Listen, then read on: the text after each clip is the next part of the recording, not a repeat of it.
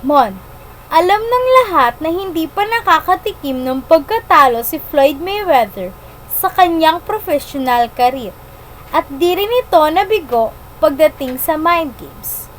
Sa harap ng remarkable crowd na 12,200 na dumulog sa MGM Grand Garden Arena, natagpuan ng pound for pound king ang kanyang muling pagtungtong sa lona ng parisukat matapos ang ginanap na weigh-in kahapon.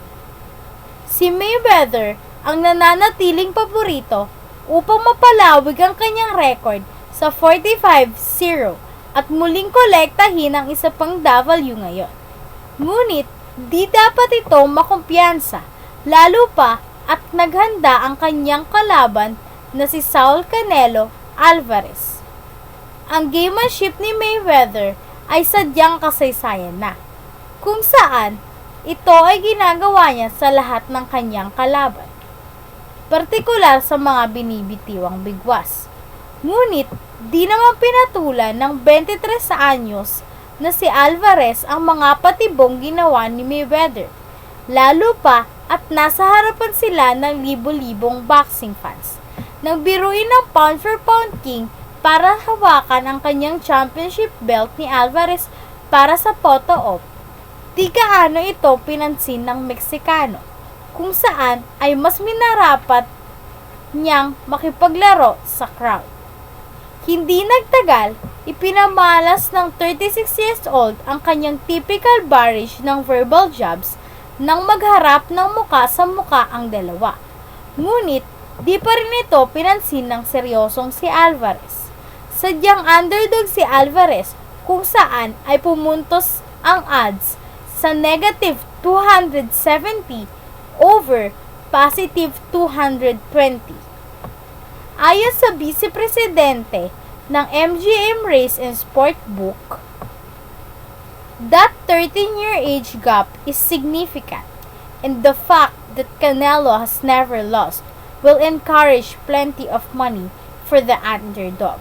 Saad ni Jay Rood, vice-presidente ng MGM Race and Sports Book. Nagharap ang dalawa para sa WBA Super World ni Mayweather at WBC Junior Middleweight title ni Alvarez sa kanilang 12 rounds showdown sa MGM Grand Hotel.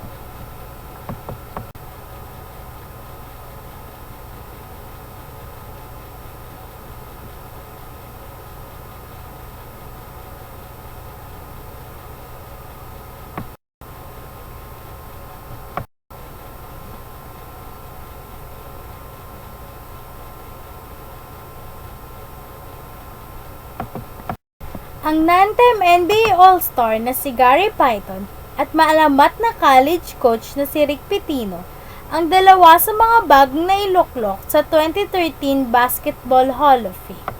Si Payton, 9 beses na pabilang sa NBA All-Defensive Team at Defensive Player of the Year noong 1996, ay nagtagal sa NBA ng 17 taon at naglaro para sa Seattle, Milwaukee, Lakers, Boston, at Miami. Siya ay nagtala ng average na 16.3 puntos sa pagtatapos ng kanyang karir at ika-4 sa all-time list sa steals sa kanyang 2,445 at pang-8 sa assist na may bilang na 8,966. Isang Olympic gold medalist bilang bahagi ng orihinal na Dream Team noong 1996 at 2000. Nanalo ng titulo sa NBA si Payton bilang manlalaro ng Miami noong 2006. Ayon pa sa kanya, pinangarap talaga ng mga manlalaro ang mapabilang sa Hall of Fame. Ngunit, hindi nila inaasahan na papapabilang dito. Samantala, si Pitino, iginayang Louisville sa National Collegiate title noong Abril, ang tanging coach sa kasaysayan ng college basketball na pinangunahan ng 3 magkakaibang eskwelahan sa NCAA Final Four, Providence, Kentucky at Louisville. Ginabayan niya ang Kentucky patungo sa 1996 National Championship at naging unang coach na nanalo ng national title sa dalawang magkaibang koponan, nang talunin ng Louisville ang Michigan nitong taon para sa Corona. Ayon pa kay Pitino, coaches don't just get into the Hall of Fame. Players put them into the Hall of Fame. Isa pang kilalang coach sa collegiate basketball na si Jerry Tarkanian ay kabilang din sa mga inductee. Iginaya ni Tarkanian ang University of Nevada at Las Vegas, Fresno State at Long Beach State sa NCAA tournament sa kanyang mahahabang career na kinabilangan ng 4 na patungo sa Final Four at isang national championship sa UNLV noong 1990. Mon